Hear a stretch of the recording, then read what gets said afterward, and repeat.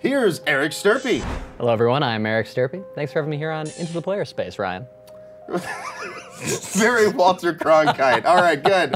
We've covered all the bases. I love this. I love this.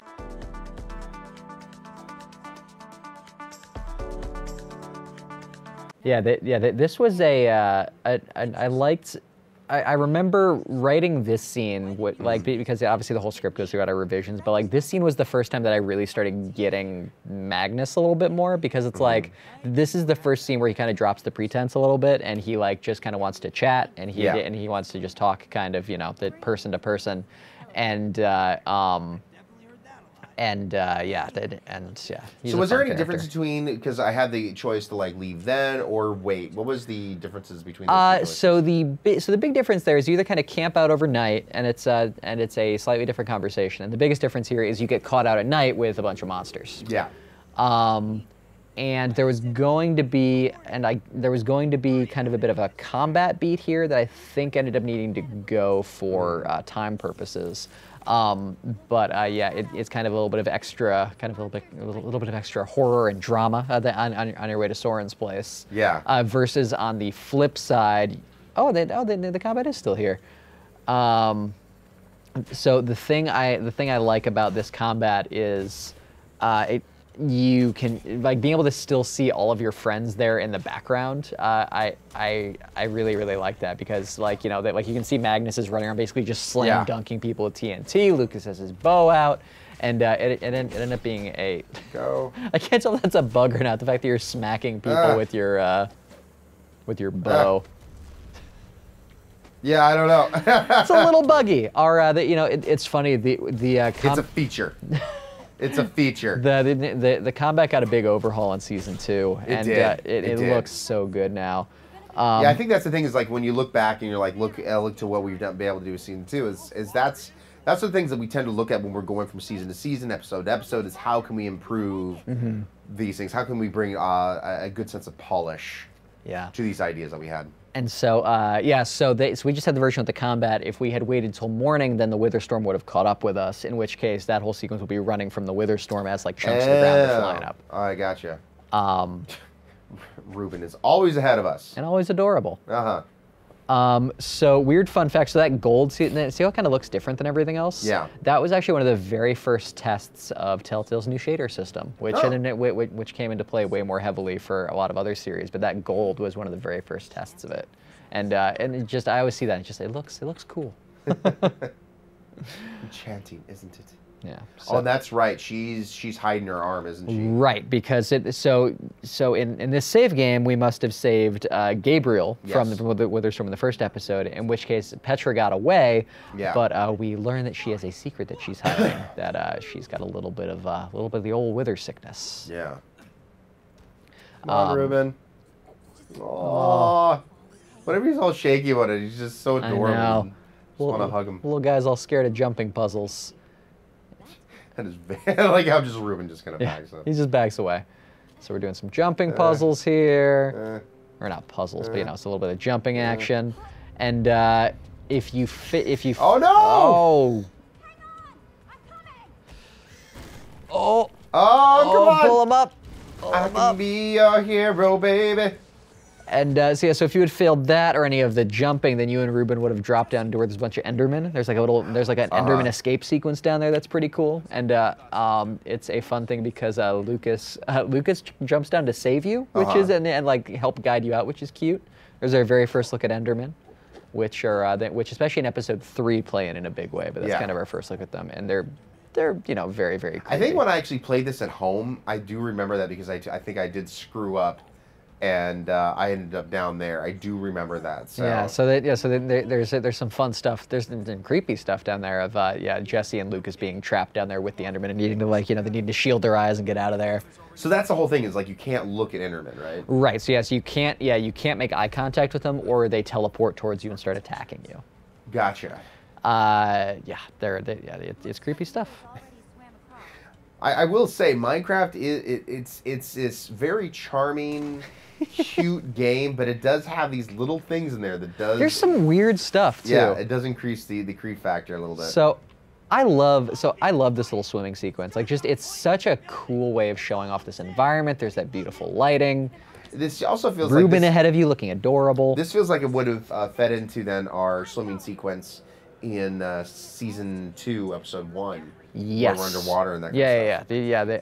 This is one of the first examples of kind of showing like that the swimming can look good. Yeah. And here we see these two are at each other's throats again. Corey just does not like people. Nope, not a fan. I like how one goes green side, one goes red side. Yeah. So I love that line there about it's hard to pick glass half full and they keep knocking the glass over. I think that was written by, the first draft of the script was written by, or a lot of the scenes was written by one of our other writers, Michael Chung, and that was one of his lines, and I love that one. It's always nice also when, you know, you're working with people that you're fans of their own work, of what they're doing and whatnot. Yeah. It was the episodes 2 and 3 were being made pretty close over top of each other, and so originally it was me working on 3 and Michael working on 2, and then we ended up needing to do a do-si-do. But it was kind of fun trading off each other's work and kind of seeing what the first person had started, and like you said. So that was also the thing that I've noticed is that you guys really had to dial it in how Petra's going to start looking bad over time. Yeah. So we ended up. It got a lot of tweaking, but yeah, even in this version, her skin tone is just a little bit desaturated. I think there's something like 4 or 5 different variants over the course of each scene. They make her kind of look grayer and grayer, and kind of suck the color out of her. And it's a really neat visual that once you know what's coming, then you can kind of look back and see ahead. Versus like now you might just be like, oh, I don't really even know. Yeah. Oh. This is one of my favorite. This is with gotta get your swole on. Especially with female Jesse and Axel. There's something that I just really like about that moment, and I feel like it really just kind of encapsulates their friendship. The fact that they're just kind of both dorks together, and I really like that. I remember this whole sequence had the struggle of, in the script it was like, oh, there's statues of each members of the order. Yeah.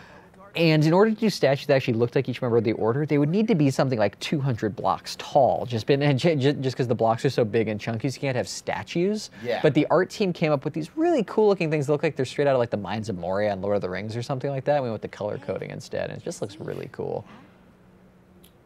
So we have a choice to either which way to go. Yeah. Which one would you recommend? You know, I actually can't remember the difference between the two. So that's what I'm saying. If you had a choice, which one would you recommend? Let's go that way. All right. Yeah, and follow Elogard. All right, here we go. You know, even being sick, I gotta say I do like the extra the sleeve that he has added right there. Yeah, so it's funny. She actually had always had that sleeve, and that was where the idea for the wither sickness came from. Was like, well, what if that sleeve is hiding something? Oh, that's kind of cool. That's where it's like, to me, it's the other way around, but it's interesting how the art fed into exactly. Yeah, that was an example. She just had this cool asymmetry going on that we were like, well, what if there's something hiding under there? And so we were like, yeah, maybe that's where that's going on. I think like, I don't know Game of Thrones at all, but there's like grayscale or something. Yes. And so that was something where we're like, is it too cheesy that grayscale and wither sickness are both on like the forearm? It's like, well, it's an homage. Yeah, no, homage, of course. Yeah. And so this is where she's confessing. This is where she's confessing that, you know, she got away from the wither storm, but she didn't get away soon enough. Yeah. And we've got this little. There's a very clever cutaway there to her. Yeah. Tearing that down. Well, it's kind of like, I mean, you know, taking away clothes in a normal game is always something like that's always interesting and a little bit difficult. You know, how hand wavy do we go? But in Minecraft, right? Like there isn't. Right. Yeah. So it's a texture. Yeah. You know what I mean? You need to find clever workarounds. Yeah. Well, and so what I love about this is like, again, like, you know, everything is just a hand. Like her wither sickness is like, you know, 4 pixels that are different on her arm. Yeah. But what I love about that is like when you see, you know, either fan art or something like that, seeing people's interpretations of what that looks like, and they're of course drawing creepy versions with veins and things all over the place. Or like I've seen some people draw it as like, oh, it's them turning into obsidian, and oh crap. One of the things I love about the fan artist community for Minecraft Story Mode is the fact that they draw, like very few people draw the characters looking blocky and cube-like. They tend to instead do their interpretations of it, and so it's really fun to see. Like a perfect example is like Jesse's little extra little pop of color right there, the red. Yeah. I see. There's Is a it lot like a little hair braid. There's a lot of debate over whether it's a barrette or whether it's a streak of dyed hair. Huh. And it's funny. I don't know which. I just always thought that was like a little hair clip. I think the original intent was a hair clip, but I've seen so many people draw it as a streak of color that I really love that now. And so I flip-flop both ways on which version I like better. Yeah, I always saw that as like a hair clip. Yeah. Yeah. So here's a really fun little example of this little free walk forward here in the dark. And we're using this as our light source. Yeah, as the light source. And so it's really. So what was the idea behind this? So the idea behind this was there was a really brutal version of this at first, where you're going to be walking in the dark, and if you hit any of those dark patches, it would be an insta death, and you would. Oh wow! And you would drop and fall into a bottomless pit. That was deemed to be a little too brutal for this sequence, but we ended up sticking with this as kind of being a fun discovery moment. And just letting you kind of use this as a flashlight, which is a lot of fun. That would have been brutal, but holy crap, that would have kept a lot of people on their toes. Yeah. So when it came to navigating through this. The director of this one, Jason Latino, just really wants to make like a Legend of Zelda type game in Minecraft Story Mode, and so he's had so many amazing pitches for like doing Zelda style dungeons or like sequences like that, and. So someday I really want to do one of his like just freely explorable dungeon ideas, because I think that'd be so much fun. That'd be really cool. So this environment has a funny story behind it. There was a whole complicated puzzle in here at first. Huh. Actually, the problem was it wasn't that complicated of a puzzle. It was going to be these 4 points on the floor that you had to stand on to make this door open. I'm guessing like right here. Yeah, exactly. So then there were 4 points that everyone had to stand on it, and it just didn't feel satisfying enough. But I love this environment. It's such a gorgeous environment that we don't spend quite enough time in. And so it used to be a puzzle to open this door that now it's just open when we get here, and this. Do you remember if it wasn't complicated enough, or was it just cut for time? I think it was a combo of cutting for time, and also just we couldn't find a satisfying feeling version of the puzzle, and here we have one of my very favorite Minecraft Story Mode characters, Ivor, voiced by the one and only Paul Rubens. Speaking of 80s legends. Yeah, I know, right? He's just so much fun to work with. Funny thing is, just listening to voice, I didn't even think it was Paul Rubens. Oh my God, he's so good. He's so good. And because like the voice doesn't sound anything like any of the characters I've known him for. No, and he's just incredible. And it's funny. It is really kind of cool how many 80s and 90s people we've gotten to be in this game. We got a lot. It was kind of remarkable. And yeah, he is not popped up yet in season 2, but it's probably only a matter of time. But yeah, so this. And for people at home, what would we know Paul? Pee Wee Herman. Yeah, okay. Pee Wee Herman's the big one. That would be the big one. He was the voice of the ship in Flight of the Navigator. I didn't even know that. Yeah, I'm sure. And he's done a lot of great voice acting. He's been getting involved in video game voice acting a little bit more since doing this game with us. He ended up having a fun time with video games, and has done a couple more. So wrap since. your mind around that, guys. When you guys are hearing this voice, this is the person that played Pee Wee Herman for many years. So. Yeah, no. I can't. It is pretty impressive what he can do with his voice to be able to do all that stuff. He's so good.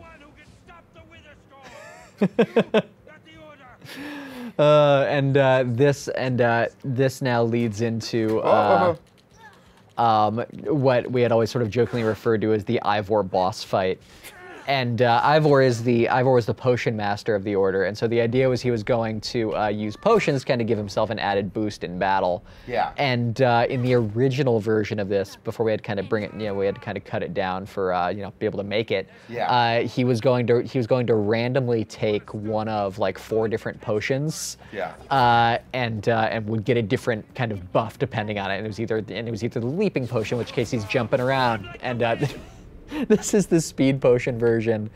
And writing this sequence was so much fun because at Telltale you don't get to do a lot of the the kind of more stereotypical video game writing of boss fights and like combat lines and everything. Yeah. But to get to write a bunch of like boss fight stuff for Ivor was so much fun. And that line, "I'm like the wind." That was what I was writing. I was like, I can't wait to hear Paul Rubens record this one.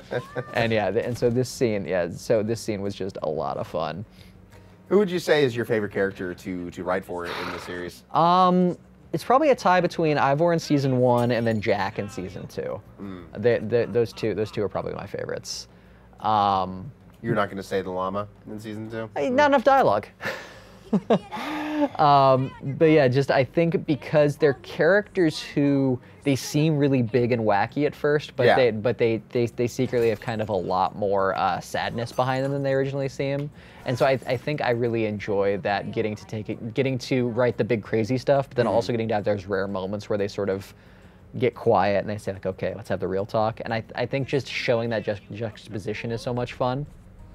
And yeah, and I think that's patting him back at him. And so that I think that you hit him with is that's what's called just in Minecraft it's just a pain potion. It just literally it has no purpose. Pain potion? It has no purpose other than causing pain. And I mean, okay. And the direction given to the voice actors for that one is imagine if imagine a bunch of chili powder getting thrown in your eyes. And so it just comes back as, ah! Oh, God. Yeah, I don't know if you've ever caught any of my charity streams that I've done, everything else. Speaking of pain potion, basically, we were able to raise for our children's hospital a little over $6,000 in 8 hours at one time. One of the reasons is that I ate the hottest chip in the world. It was made purely with dried Carolina Reaper, was on this one chip. And when you bought this thing, it came in a box that was shaped like a coffin, and it was just one chip. Just a single chip? It was just a single chip inside this box. That's amazing. And so I ate this, and the whites of my eyes turned bloodshot red. I was just shaky. It was bad. Humans were not meant to eat that chip. Oh, no. But that, to me, is the closest I've ever came to a pain potion. That's so funny.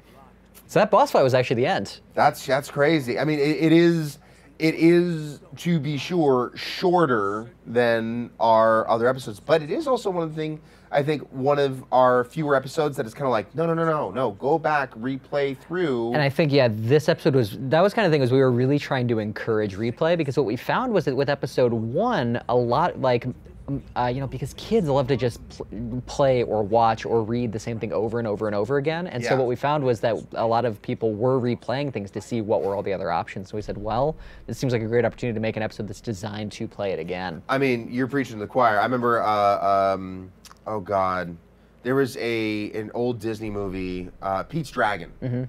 I remember my grandparents laughing because they showed me this old VHS and they're like, do you remember this? And I was like, well, I remember watching the movie. And they're like, oh, no. When you were 5, almost every single day for 365 days, you watched this one tape over and over and over. So I had that. It is true. I had that with the movie Short Circuit. I watched it so many times that the VHS tape wore out and we had to get another copy. So holy crap. So there was the second episode, and you didn't see the stats there because, our Xbox isn't hooked up online or like that right now. But, looking back in how this episode then led into the rest of the, say, 6 more episodes after this, because, 8 episodes. And that was also a big thing. That was our first time we've ever had a season that expanded for 8, yeah. Yeah, that was 8 episodes.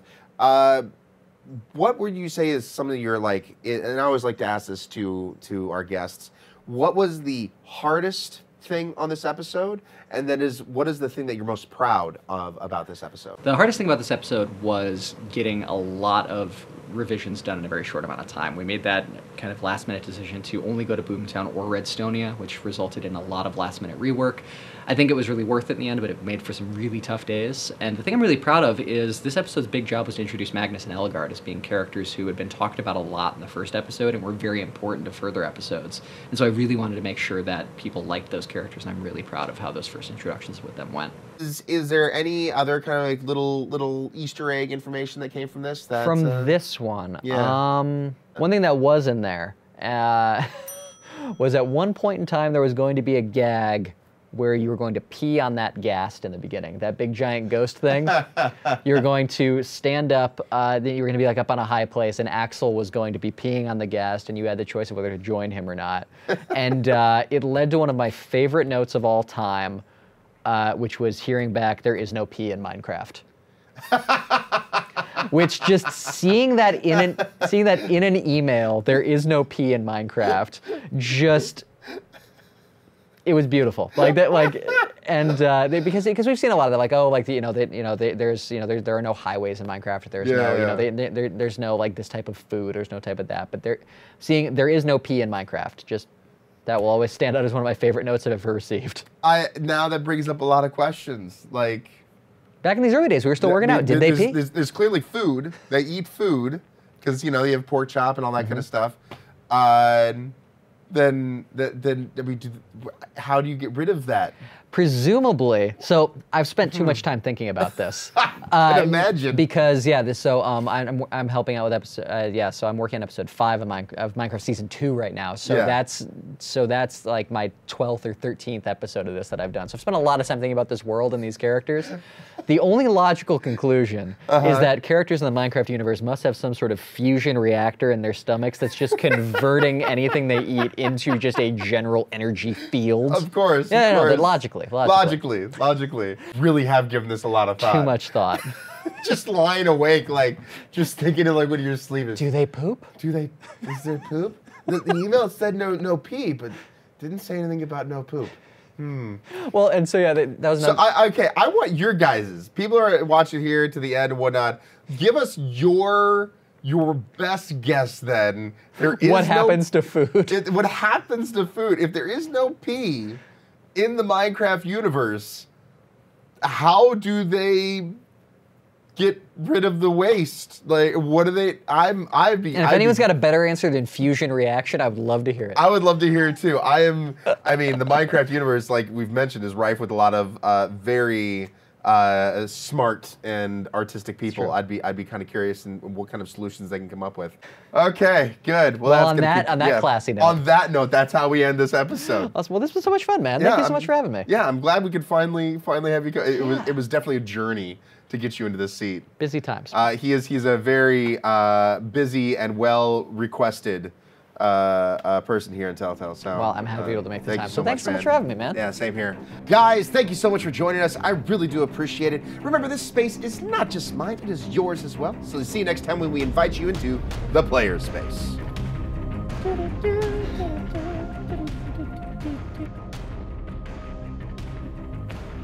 This is for, we'll see credits coming up. Oh, credits and music and yeah. Is it one of these?